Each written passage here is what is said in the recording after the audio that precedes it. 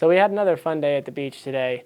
Rehearsal went really well. Everybody that's supposed to be here is pretty much here, at least that's involved in the wedding, so we got to talk over everything. Food was great, but one of the more dramatic things is that we were playing soccer this morning, and probably, I don't know, 20 minutes after playing soccer, Eleni was like, man, I really hurt my toe playing soccer. And I was like, really, what'd you do? She said, well, when I went to kick it, I don't know if she said she kicked a log or whatever, but she said her toe's really swollen. It's really swollen and she can't bend it very well. So it might be broken.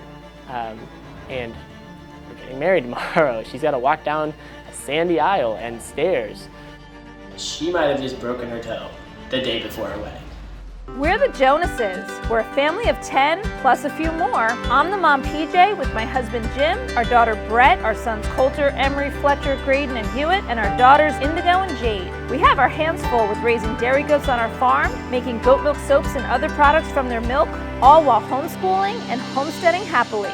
We love our life and sharing how we live on the other side of the fence.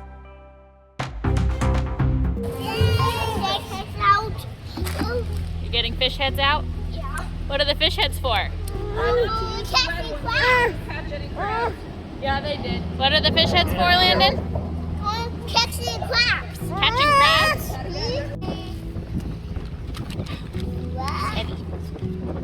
Landon, what are you doing? Michael, don't take out anymore. We're catching crabs. You're catching crabs? Yeah? Everyone eat the crabs. Yeah. How do you catch a crab? With the fishies? Yeah? Yeah. What do you do? Pull the rope up. Pull the rope up. You pull the rope up? Yeah? Yeah. Mommy, I don't want to. Let me go.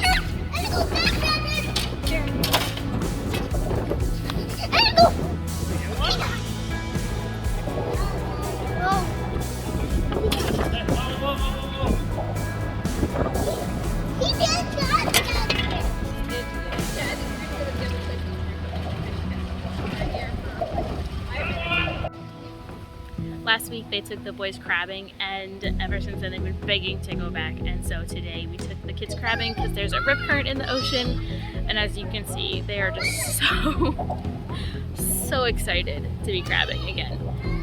They're also probably excited that we let them climb up here, but you know, they're having fun.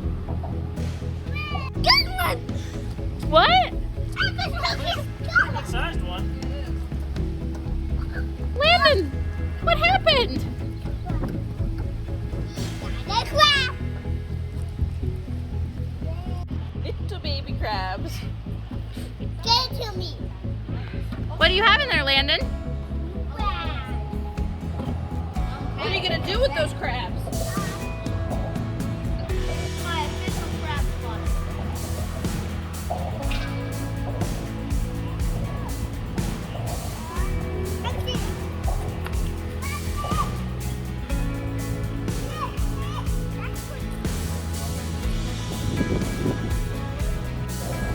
I have a toxic fish head that repels crabs.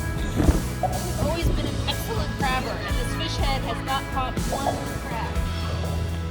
Poison. Samuel, how did you get over there? How did you get over there? Did you think that was a smart decision? Yeah, I'm not going to catch anything.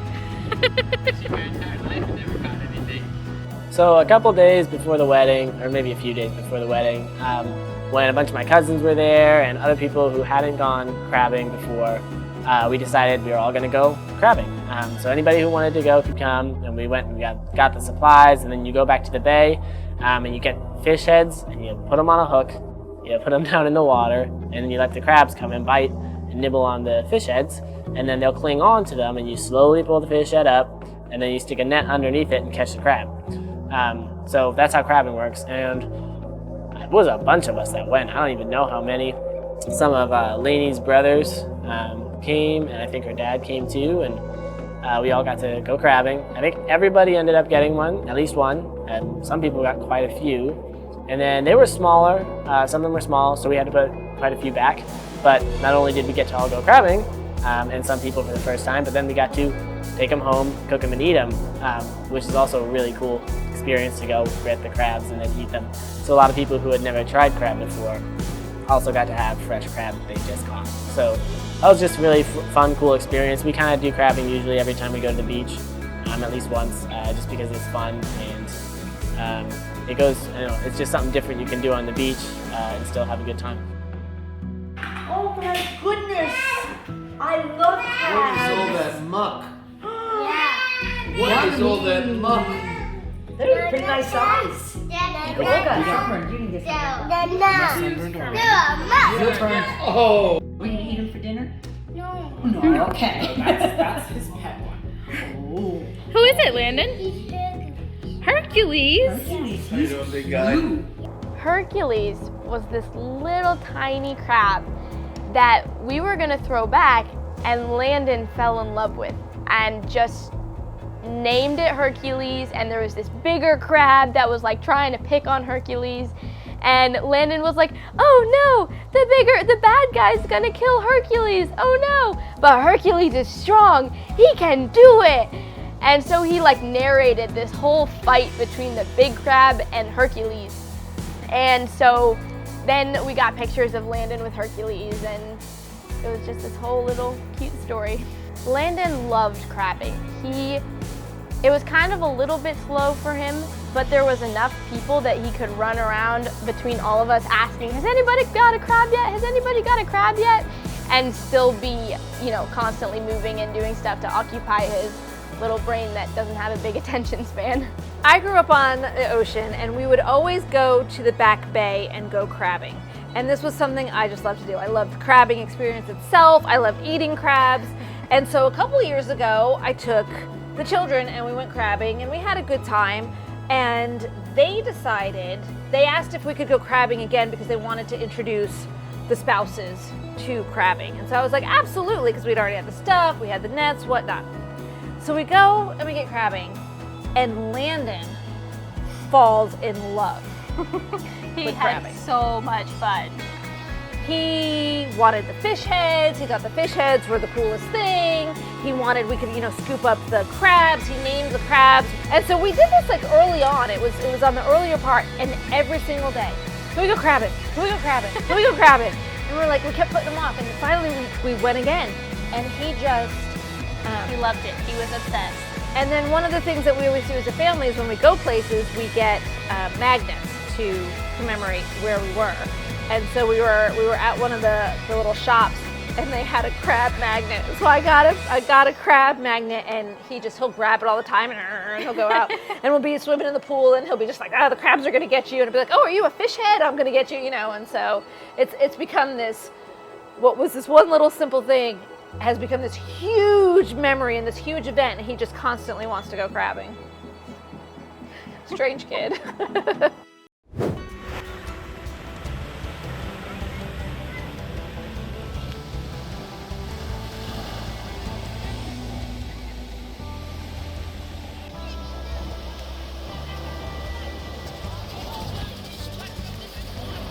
Watermelon football is an age-old tradition. Not really watermelon football, it's kind of more like watermelon rugby. So watermelon football, you wade in about between hip and rib cage level, and you're in the ocean. You take a watermelon and then you rub bacon grease all over it. And then it floats in the ocean, and it's super slippery. We take this watermelon and attempt to rush it to markers on the sand, on the beach. And if your team gets it across the marker, then you score a point, and if the other team gets it across their marker, then they score a point.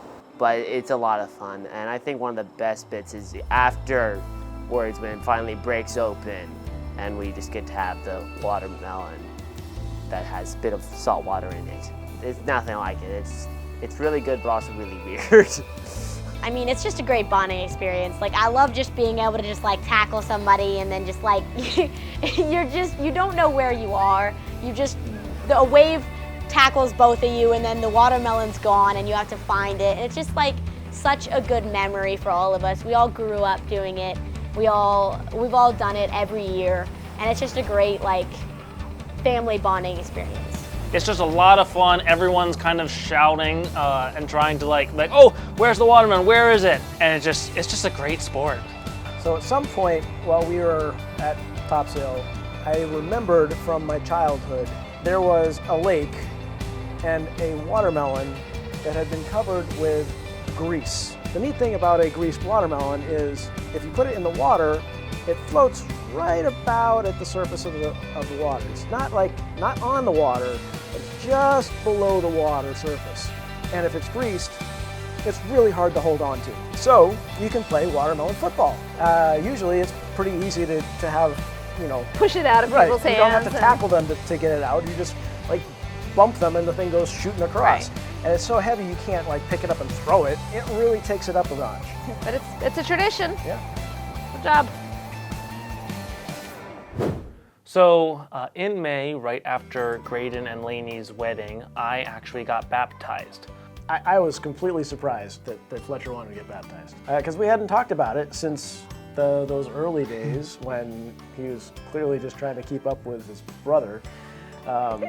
So that was neat. I had been thinking about it for some time. First time was when Emery got baptized. That's what kind of like made me think, oh, maybe I need to be baptized. So I talked to my pastor and we agreed that now was not the time because I was just doing it because Emery was doing it. So then a year later, I was like, okay, well now I'm the age that Emery was, so now is it time for me to get baptized? So again, talked to my pastor and he's like, no, you're only doing this because of Emery.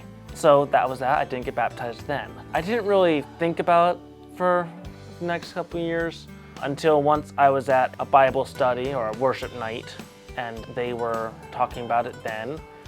And my brain was like, maybe I should get baptized. But I was like, no, I need to actually think on this. So I then kind of like left that worship night and was thinking about it. Talked to my pastor. He's like, well, you seem to actually have a reason for why you want to get baptized, so maybe you should.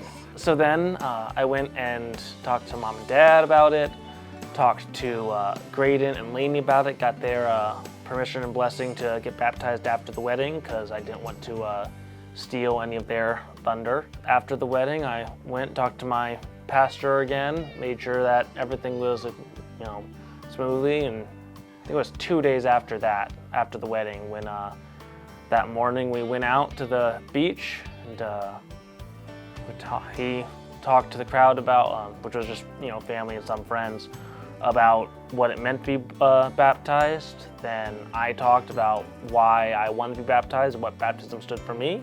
Then we went into the ocean. He said a few words, said a prayer, and then baptized me. It was a little weird because as he started to lower me backwards, the water, a wave had just come here, so the water was up near my shoulders, and then the wave passed, and so then I was bending backwards, not in the water, until the next wave hit. And so that was a little bit we're going back, and nope, no, never mind, we're not. Yeah, just a great memory, and something that afterwards I still think of now, and me living my life to Jesus, so I'm glad I did it.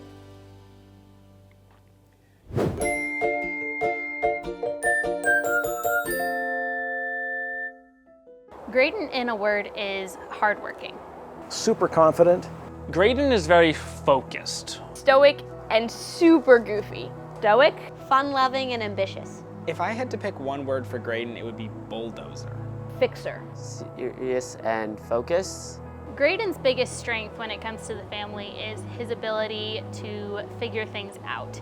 So whenever anything breaks, I can give it to Greyden and ask him to get that done.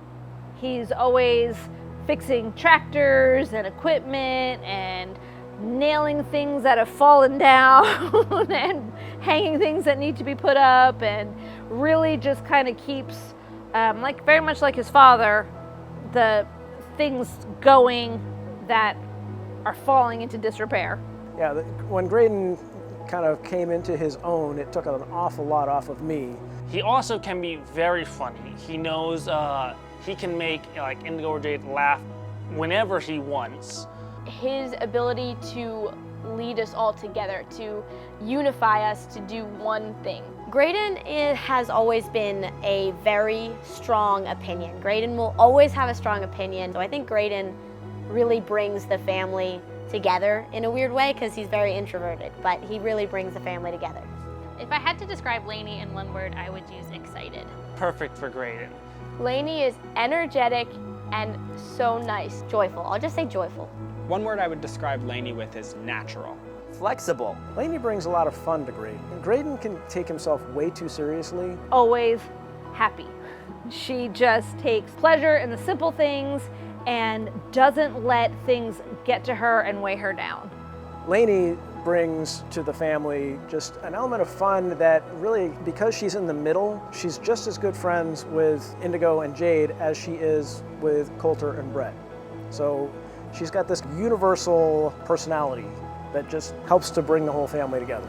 It's really difficult to get angry or irritated with Lani over anything. Lani brings in this kind of young girl energy that just is up for anything, and she laughs all the time. It really just brings a smile to my face because her laugh makes me laugh. I think Lani is a great peacemaker in our family. She is always does a great job at just understanding the sibling dynamics and when to be able to step in and help diffuse the situation and help not overstep her boundaries. So Lani does a great peacemaker. I'm Greyden, and my part in the business is basically the grounds and maintenance manager, and then also I'm on the leadership team. So I do kind of a weird mix of higher end decision making and computer work, and then also just manual labor, fixing things, maintaining things, and also building anything that needs to be made new or any new ideas we have, executing those here on the farm. I'm Lani, and I don't have any jobs here at the farm. So when I was 9 years old, I started running cross country with the Homeschool Union Tommy's team, and that would have been 2000. So 3 years later, Lani and her family started running with the team. And so I was 12. Yeah, you were 12. So was I. And at first there were some people who thought that she was faster than me, and that frustrated me. So I had to prove that I was indeed faster than her, which I was. But that kind of gave us a little bit of a competitive connection, I guess. And we were able to kind of start talking. Eventually we started texting. Well, first of all, Emery kind of started this whole rumor that we liked each other, or he had a crush on me or something, just because we were the same age. Mm-hmm. Hey, look, there's a girl your age. You have a crush on her. So that's kind of how that started. Yeah, right. Which made it difficult for us to talk to each other in person. So that kind of opened up texting actually even more so, which was actually really funny because we would text all the time, and then we'd see each other at practice and we wouldn't talk to each other at all.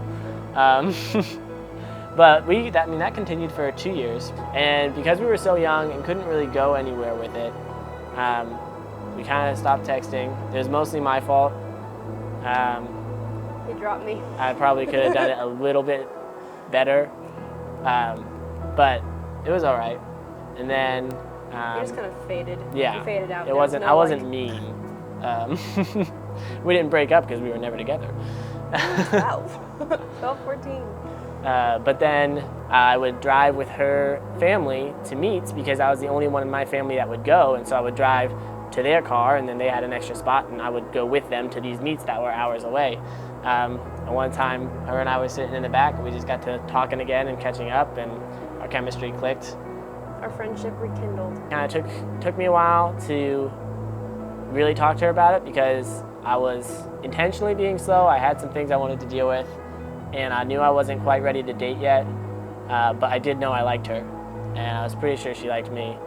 Everyone knew it. Everybody else knew it too, which was really, really frustrating.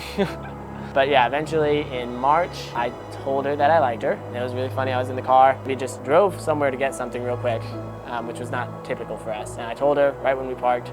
And then I was like, all right, I told you that I liked you. And I was trying to get out of the car. And she was like, no, you're not leaving. She reached over, closed the door on me, and I was stuck in the car because she wanted to talk to me about all the things that had been going on. Yeah, I've been holding so much in for so long.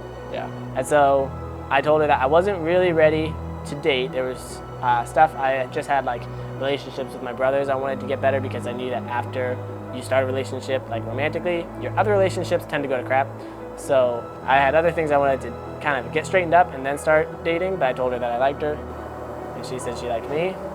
And so it was another weird limbo where we knew we were together but we weren't officially dating until It was a long 3 months, let's just say. until May 27th when I asked her, I told her I was ready to date and asked her if she would go on a date with me. And she said yes. And I mean, the rest is history, I guess. I was like, did you talk to Dad about it? And he was like, yeah, yesterday. I was like, awesome. Yep. And it's been great ever since. Who would have thought?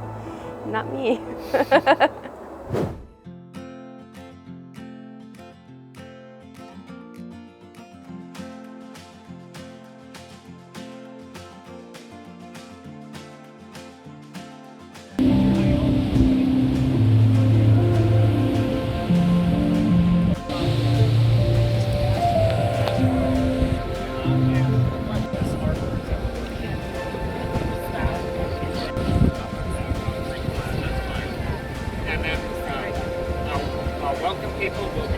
Rehearsal, it went well. It was kind of funny because we were all just kind of out on the beach and hanging around the house, and then it was like our officiant pastor showed up and he was like, all right, it's rehearsal time, and just get everyone out on the beach that we need out on the beach. And we all just kind of stood out there and we were like, yeah, there will be an arch here and there will be chairs here, but we were just a group of people sitting on an empty beach.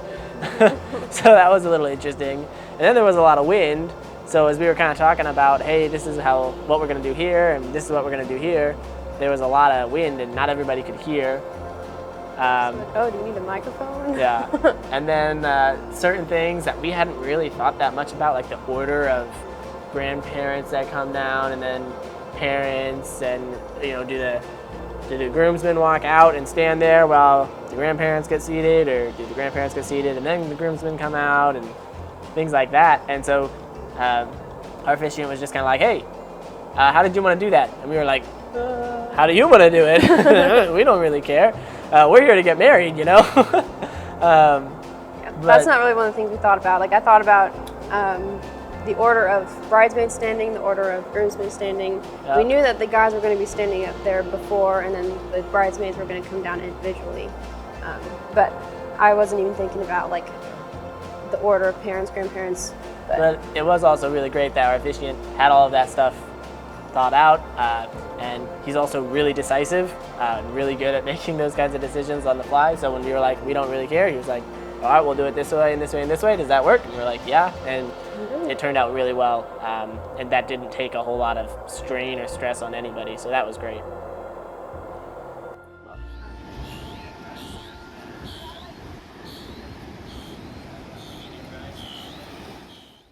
So we had another fun day at the beach today. Rehearsal went really well. Everybody that's supposed to be here is pretty much here, at least that's involved in the wedding, so we got to talk over everything. Food was great, but one of the more dramatic things is that we were playing soccer this morning, and probably, 20 minutes after playing soccer, Eleni was like, man, I really hurt my toe playing soccer. And I was like, really, what'd you do? She said, well, when I went to kick it, I don't know if she said she kicked a log or whatever, but she said her toe's really swollen. It's really swollen and she can't bend it very well. So it might be broken. And we're getting married tomorrow. She's got to walk down a sandy aisle and stairs. She might have just broken her toe the day before her wedding. Someone can get, I don't know, a necklace.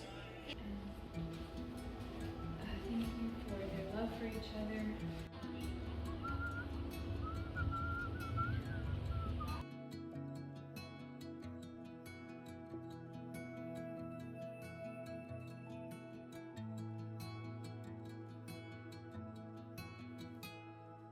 Drive through the night to lay underneath the stars. Feels like I'm dreaming to be wherever you are.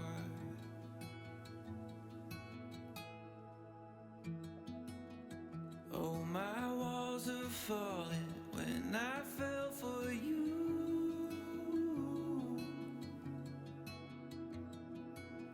From my heart I'm calling, hear me say I do. Your eyes are like oceans,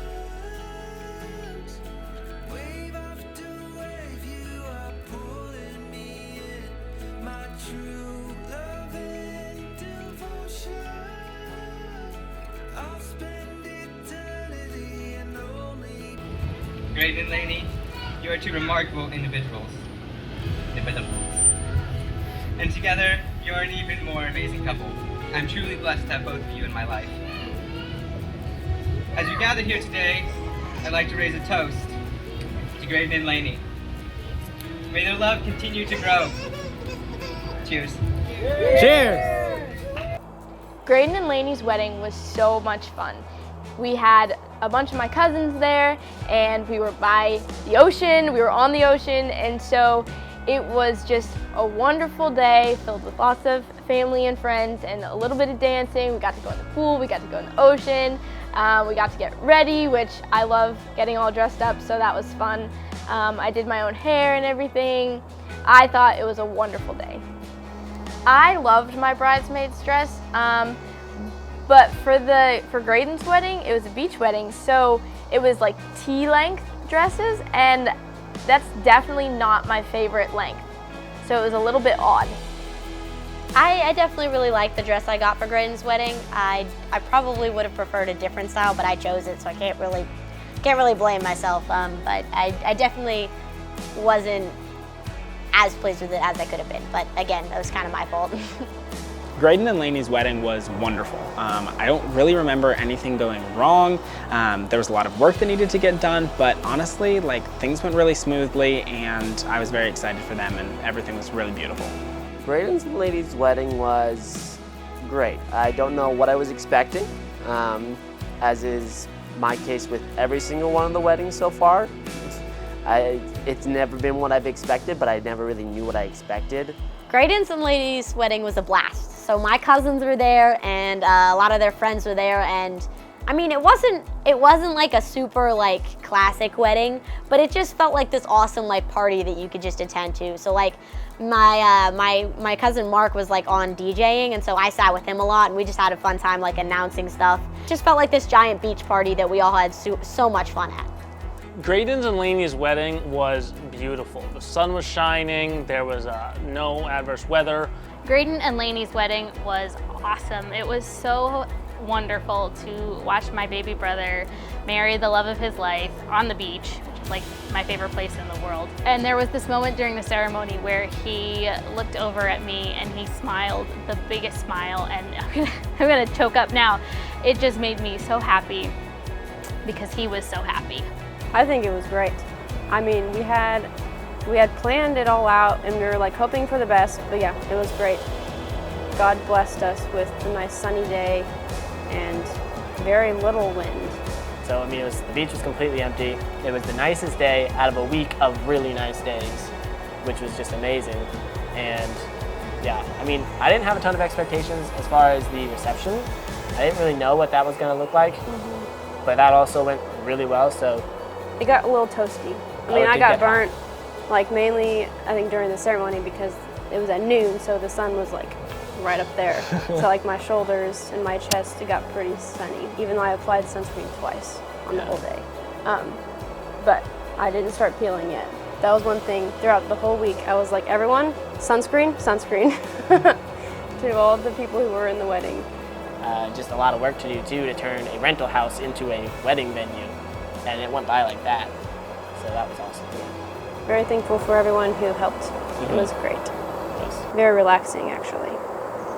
I'm a stress case sometimes, so I was thankful for that. Mm-hmm. I think our first dance was really, really cool, special. Yes. That was nice. That was fun. And then the speeches. That's the only time I've had a speech about me, so that was pretty cool. The arch that we had, I had made that. We had talked about several different arch options. I had looked at buying. I had looked at some old ones that somebody else had used, and then I was like, I'm just gonna go into the woods, chop down some trees, and make an arch out of it, what we actually want instead of something else. And so I was a little nervous about what it was going to look like on the beach because I had just kind of made it from literally sycamore trees I had cut down in the woods. Lainey, what happens with your toe? Okay, so my poor toe. We were playing soccer on the beach. So we had some cousins there and the siblings. So it was really fun. The sun was out, it was nice, it wasn't too hot. And Jaron, my brother-in-law, he had the ball, I think, or we were both going towards the ball, and I don't know why I thought that I could get it from him, but I tried anyways because we're competitive. So I like run up to him, and he runs up to me, and I try to kick the ball, and I kick his leg, his very muscular leg, and my big toe. I mean, it hurt, but I kept playing because it didn't seem like it was a huge deal. We started walking back up to the house, and I was like, this is kind of painful. And I started limping, and then it just got worse and worse and worse, and it got to the point where I couldn't even like push off of my foot, and my body reacts to some things very quickly, and like it swelled up pretty big. And I wasn't really worried about it, but everyone was like, oh, Lainey, the wedding. It's like, it has to be better. And I was like, I don't know, it feels kind of broken. I've never had a broken toe before, but that's kind of what it felt like, because it was very painful. But thankfully it was not broken.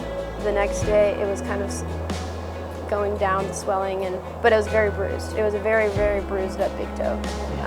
And I don't think I got any good pictures of it, but the toe next to it also got a little beat up, but that one didn't hurt that bad, but that was bloody. So on the wedding day, I had some close foot shots because, you know, we had little anklets and everything, and I was like, yep, there's my toe. But I was able to walk down the aisle and not fall down the stairs, so everything's fine.